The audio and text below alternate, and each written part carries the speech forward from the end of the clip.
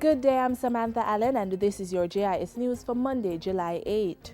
No more female juveniles are being housed at the Horizon Adult Remand Center. As of Friday, July 5, National Security Minister Peter Bunting says he has made good on a commitment given during his June sectoral presentation to relocate the last 5 juveniles who remained at the facility. That is part of a greater resolve to have a complete separation of juveniles from adults in correctional facilities by the end of this year.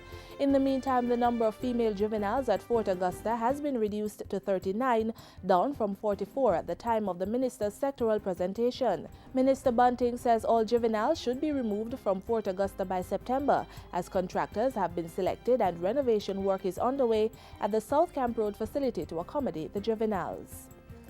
Government is making headway on its plans to secure a pension scheme for tourism workers. Portfolio Minister Dr. Wickham McNeil says a draft has been submitted to the Jamaica Hotel and Tourist Association for consideration on a pension scheme for tourism workers.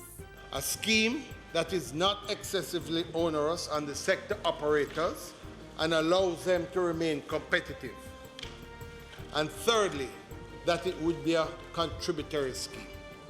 More will be done to protect the quality and authenticity of reggae music and ensure that more of the economic wealth, moral rights, trademark and geographically linked benefits flow to Jamaica and Jamaicans. The Tourism and Industry Ministries are to make a joint cabinet submission on the matter.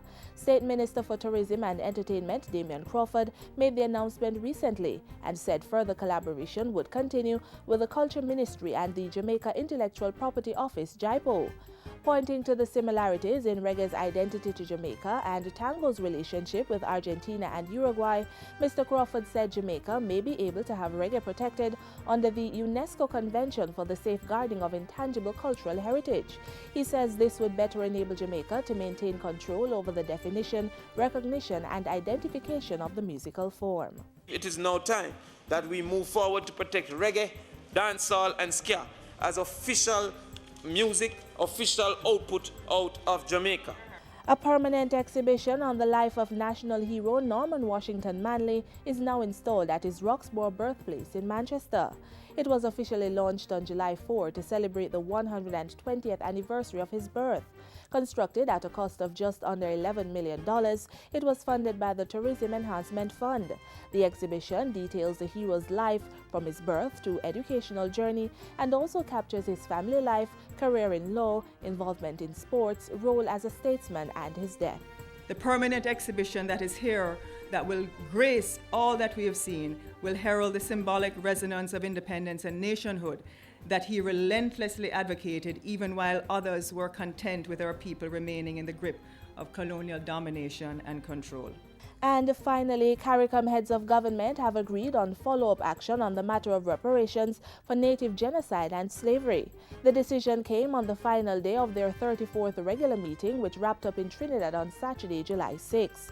The meeting agreed to the establishment of a National Reparations Committee in each member state, with the chair of each committee sitting on a CARICOM Reparations Commission.